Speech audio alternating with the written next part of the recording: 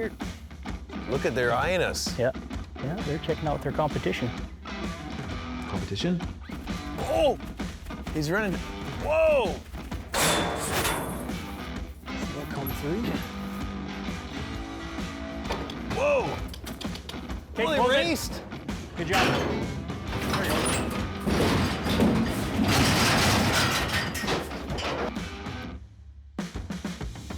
It's nice and easy. You see the hole? It's just.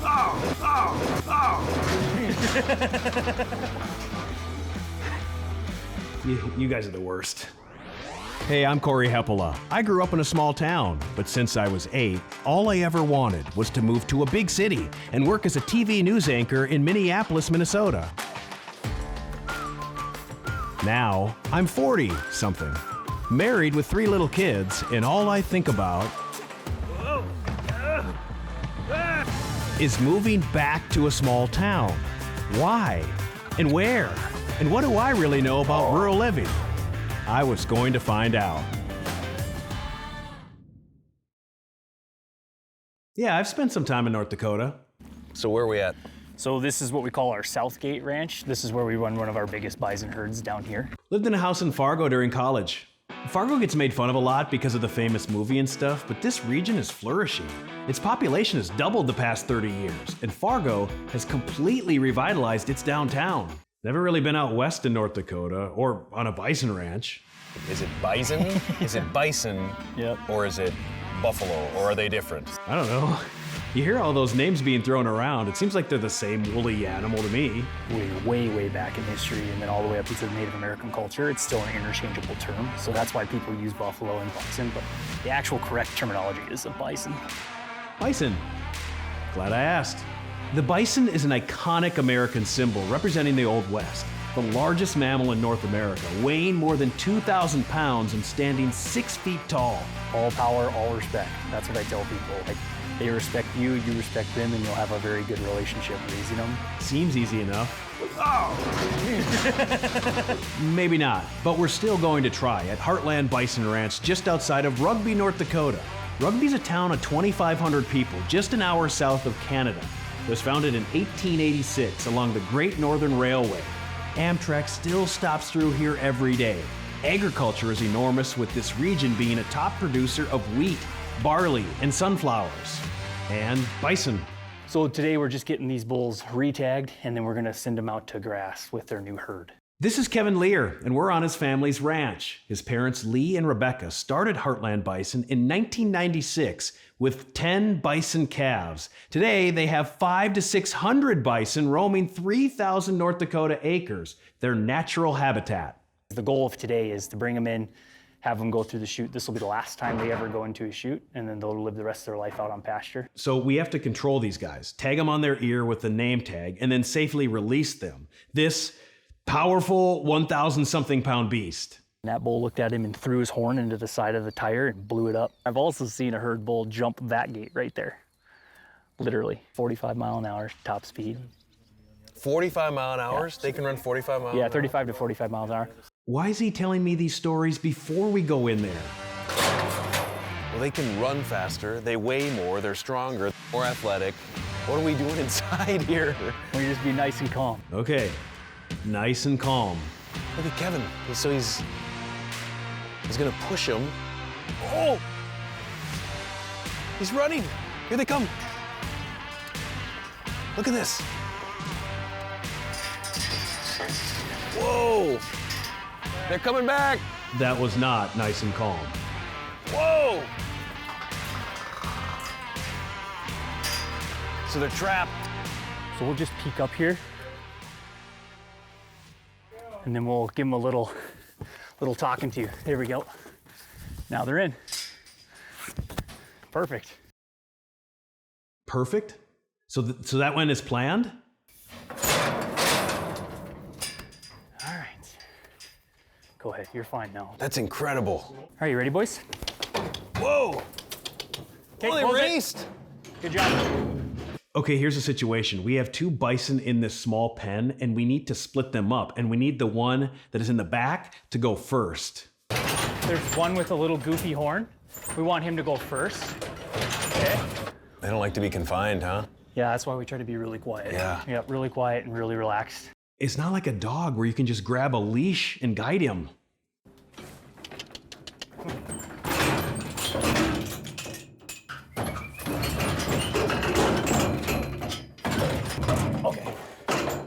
Okay, so they're split now, so we're good. Good.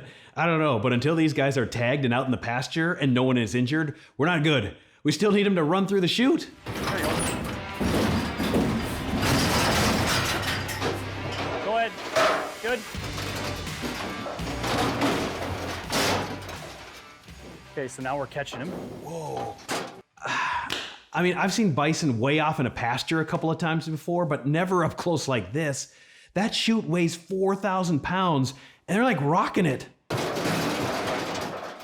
That's why we have what's called a crash gate, because they like to hit all that spring load. It absorbs all that shock, so it doesn't hurt him. So now he's locked. He can't go anywhere. Yeah. Right. So we have this whole thing has now compressed against him. Yep. So it's holding him nice and tight, just like a big bear hug. Okay. Right. And now he's loaded. So Oh, jeez. we're gonna let him Hey, buddy. calm down. These bison are only 2 years old, so they're like half the size they're going to be. So we're gonna give them names and we're gonna give them tags so that then when they're out to pasture, everyone knows who they are. We'll just take like a regular box cutter. We're gonna come right here, Easy. nice and easy. You see the hole?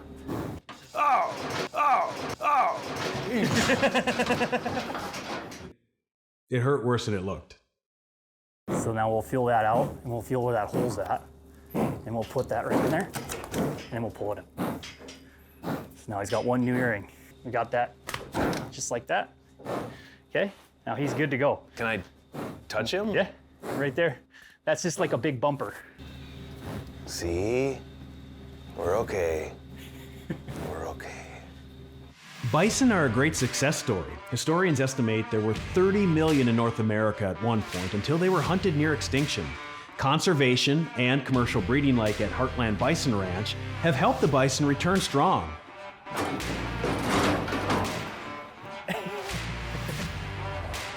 They're big. You can just feel it, right? Like all that power. He went right into that pen. He's happy now.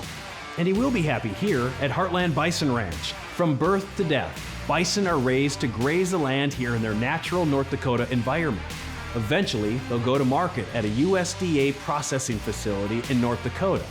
But don't celebrate yet. We've still got one more bull sitting in there waiting to be named and tagged. What are you gonna name? I don't think know. we gotta name him Cory. Since it's You gonna Cory's here, name a bull after it? let's name him Cory. So that we Sound like a plan? The only other time I had an animal named after me was 1992. We had this baby deer show up in our front yard, and this little guy had no fear. We'd pet him, we'd feed him, and he just kept coming back every single day. My sister and I, we named him Cory Jr. And then one day he never came back. All right, my namesake. Yeah. Proud of you. That's right, I'm proud of you. Breeding bull. About to live a decade on the ranch with a mission to, breed. Okay. Let's go. Close it.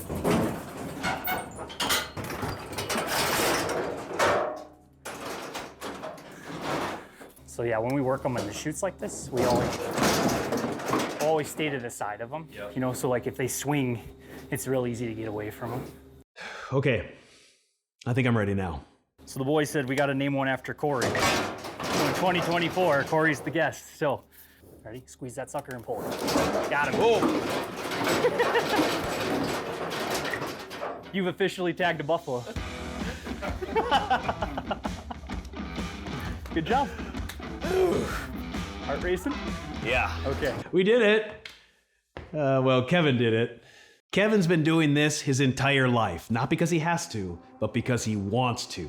Today, Kevin is married with 6 kids, and their family chooses to be here in Rugby. It's like every year in the spring, there's always like a revitalization of just excitement. And when the calves hit the ground and the green grass grows, they're a keystone species, is what they are. It's fun when you reintroduce them to this natural area. So what's the name of your business? Main Street Boutique. And you're on Main Street? Yeah, technically. And my main avenue, but we always call it Main Street. Hold on, what's the difference between a street and an avenue? I thought every small town had a main street. No, we're going north and south, so we're an avenue. Oh, okay, so streets, avenues. Got it. So when I came back, it was like, just because we're small doesn't mean we can't have nice things. Let's pause it for a second. Quick Ashley Berg story. Ashley's mom is from Rugby, but Ashley was a Navy brat. She was born in Virginia and lived in California and Hawaii. When Ashley was 8, her mom passed away. Since she didn't know her dad, she went to live with her grandma in Rugby, but then her grandmother passed away. And then an amazing thing happened. Her best friend's family adopted her. So New Year's is my adopted family's birthday. That's the day I moved in. And so every year I get a text that says, "You've been with us for this many years." Their love saved her, and it's also what eventually brought her back. After high school, Ashley left for college with dreams of becoming a photographer, and she did, moving from Ohio to Washington, D.C., to Minnesota, to Alabama. But something wasn't quite right. I had gotten an email from my mom, and it was sausage weekend. Sausage weekend. You know, the weekend after deer hunting season when you make sausage. All it said, the simple line in her email was, "I wish you were here." So did Ashley. That night she used up all of her flight miles, booked a plane ticket, and flew out the next morning to be with her family. I remember whipping open that door to the meat house and being like, "Hi!" And everyone's like, "What are you doing here?" And it was the best weekend ever. Ashley wanted more weekends like that in Rugby, and she wanted more weekdays in Rugby. You know, in our 20s, we can get so focused on ourselves and our career that we lose sight of what's truly important. You know, I've done that. Ashley wasn't going to miss out anymore. She was choosing family and the Rugby community over career. I honestly didn't even come back with a job, to tell you the truth. I thought I would do freelance photography as far as weddings and seniors, and I was kind of doing that on the side already. I want to be clear on this, though. I'm not saying being dedicated to a career is bad. I just mean, I've seen this in my own life. When our only focus is on our career or a very specific goal, it can cause unhappiness. Sometimes we need to just let go and stop trying to control it all.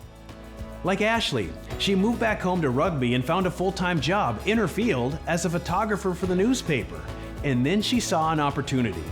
I had seen this building for sale many times before when I didn't live in Rugby. I just thought, maybe that's what I'm meant to do. Like This building, right in downtown Rugby, on Main Street, Main Avenue. So Ashley put together a business plan to solve a community need. Main Street Boutique, a high-end local department store with clothes, decor, kitchenware, and baby stuff. People don't think of young, single people moving back home to a small town, right? That sounds like a Hallmark movie that, well, I'm not going back there. That's what I say all the time. And when I'm in my store window, I feel like I'm in a Hallmark movie. The great thing about Hallmark movies is that they always have a love story and they always have a happy ending.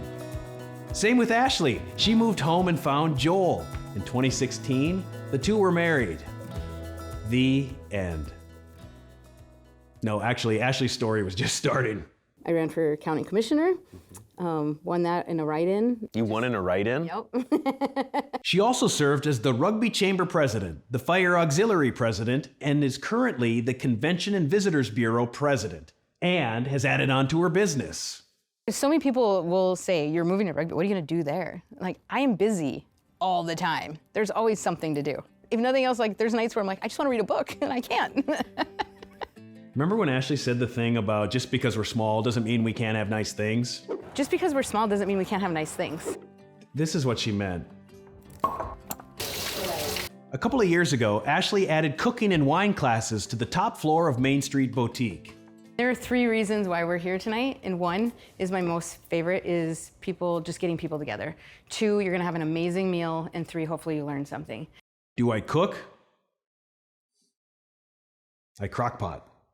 Not today, though. Today we're whipping up some beef tartare with a warm baguette. And then for the main course, scallops with a parsnip puree, mushroom risotto, and roasted carrots.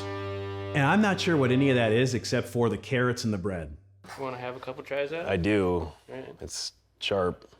This is Chef Zach Bailey. Like Ashley, he grew up in Rugby, then left for school and had a successful career as a top chef in Fargo.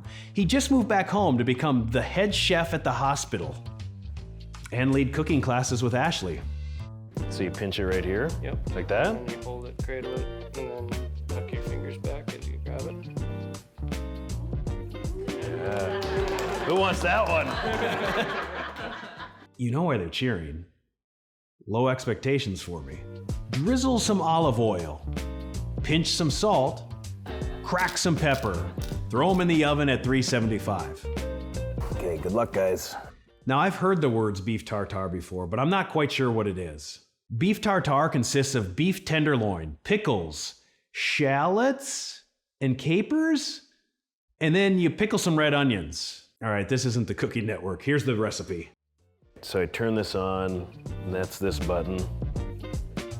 Yep, that's like I said, it's this one here, because it shows you with the picture. Cut like that, did you say? More of an Like that? Yep. Ooh. So now the beef. Huh.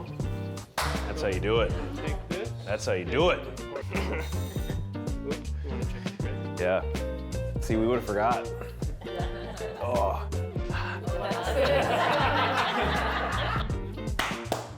And that's how you make beef tartare. Cheers, everybody. Cheers.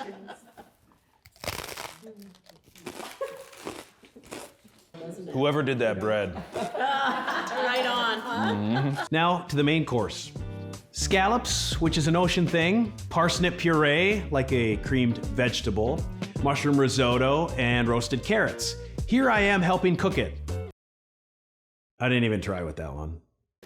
Do I eat the scallop as a whole thing, or do I bite it? I'd cut it. I like to put it in quarters personally.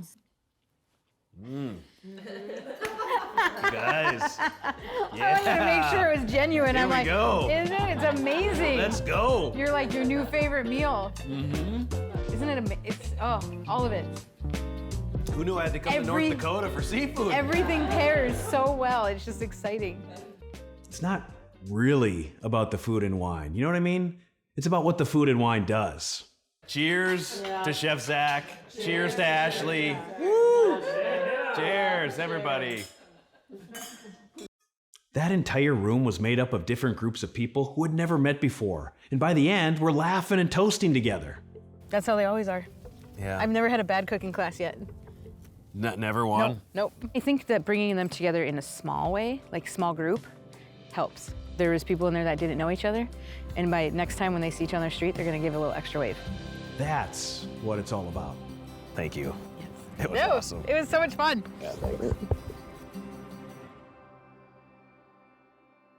You know, I had mentioned Chef Zach moved home to Rugby to be the head chef at the hospital. I kind of undersold that whole thing. This is the hospital. Heart of America Medical Center and its brand new $62 million state-of-the-art facility set to open fall 2024. Right now, at the time of filming, it looks like this, under construction. Here's your hard hat and vest for safety, so you got to make sure we have that when we go through these facilities. Eric Christensen is the hospital CEO. He's been here from the beginning, when they started this process with community meetings 4.5 years ago. As we walk down, this is what we like to call the main street. Main Street, not Main Avenue. You think of a mall, that's the design of this hospital. So you can come in and you can see exactly where you need to go for physical therapy and rehab services. You can see where you have to go for surgery. Exceptional healthcare is critical in rural areas. Not only does it save lives, it's a building block for every community. Incredibly, Rugby built its first hospital in 1910. They knocked that building down and rebuilt a new one in 1948, which they kept adding on to until now. We did an assessment and they said it would cost more to remodel than to build greenfield. We formed a steering committee of community members, people from throughout the community of different expertises, and really they instructed the board on what they thought should happen. Truly, this hospital was built by the community. Everyone had a voice and everyone pitched in financially. A $62 million project. They received a $1 million grant from the state of North Dakota, a $1 million donation from a charitable foundation, and then local businesses, community organizations, and families raised $2.5 million. Then, local elected officials worked with the U.S. Department of Agriculture on a USDA rural development loan for 80% of construction costs. Incredible! Shows what can be done when we all work together. And this place has everything. A modern OR, radiology services with MRIs, ultrasounds, CT scans, emergency services, acute care, and a living center for elder care with 18 rooms. The reality is every community would want something like this, right? Absolutely. Every community would want something like this.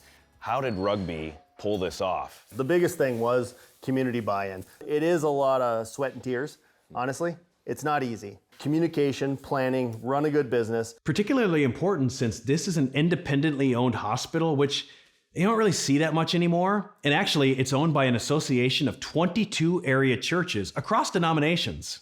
The regulations don't say because you're small, you don't have to do everything big hospitals do. You have to have all the same expertise. This is the big hospital. You have to provide the same quality care. Heart of America Medical Center is already doing that, winning awards for customer experience year after year. And it's about to get even better. My dream is to someday be able to say, how do you do a rural health system in a small community, and say, well, look at Rugby, look at Heart of America, and that's how it's done. I love it.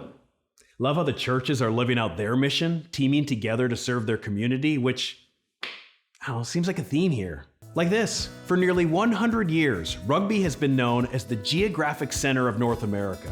They've even got this 21-foot-high monument to celebrate it. It's a source of pride. But the monument was getting old. It was wearing down. So in 2023, the Rugby third grade classes launched a pumpkin sale with money going to help restore the monument. And the kids raised nearly $2,500, not for themselves, not even for the school, but for the town.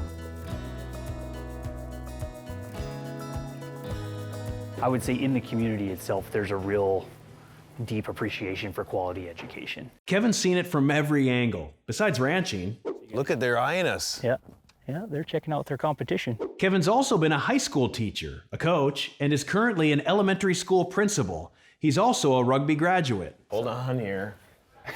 Class of 07? Yeah, There you go. yeah, with my cowboy boots on. That was a fun class. It's unbelievable how many of those people we still are just good friends till today. I think that happens a lot in small towns because there just aren't that many of you. In Rugby, their class sizes range from 45 to 55 students per class, which means opportunity to get involved in everything. And I think that's kind of a misconception. Like when you go to a small town, it's like, well, your kids don't have as much opportunity. It's like, I would argue the opposite. When a kid's at a school this size, they have access to do all kinds of stuff. They're not specializing from 7th grade into one sport. You know, they're 3-sport athletes if they want to be. I think about that all the time with my kids because I played basketball, baseball, and ran cross country. I also played trombone in the band, was on student council, was involved in our mass media program, and a part of National Honor Society. I was better at some, but involved in all, and those varied experiences help prepare you for life. There's more personal attention academically too. In Rugby, they graduate 98 to 100% of students every year. It's a model school. In fact, in 2023, the Rugby district earned the nation's highest honor, being named as a National Blue Ribbon School. We've had multiple families that'll come to Rugby, and it was one of the first things they'll say is like, I had no idea how nice your schools are.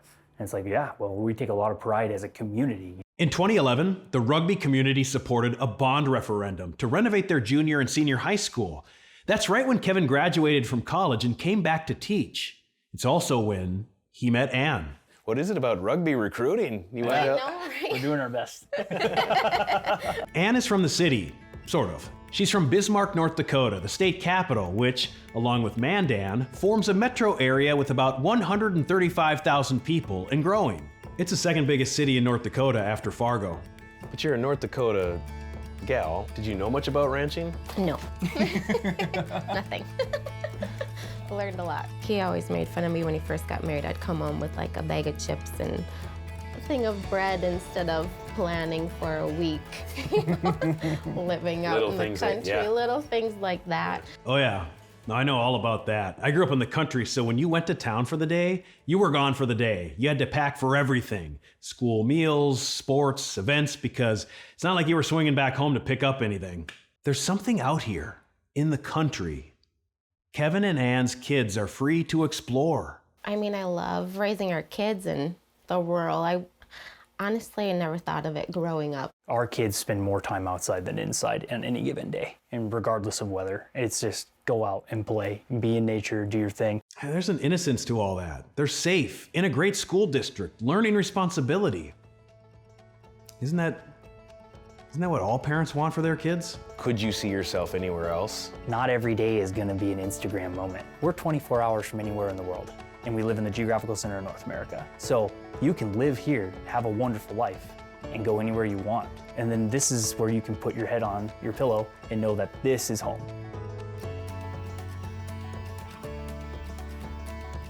Yeah, I've always wondered why people would want to live in North Dakota. I mean, from the outside, it seems boring. In Rugby, though, I see it more clearly now. For Kevin and Ann, it's a healthy place to raise your kids and passionately work the land you love. For Ashley, it's where she found family and realized her big dream. For Eric, it's the town he was called to serve by leading this major healthcare project. People want to live here for all those reasons and more. Now, you wouldn't necessarily see it from the outside, but I see it now. It's not boring. It's full of life. On the next, my town. Chisholm, Minnesota? Whoa! Isn't that on the Iron Range? This is it. Pretty incredible.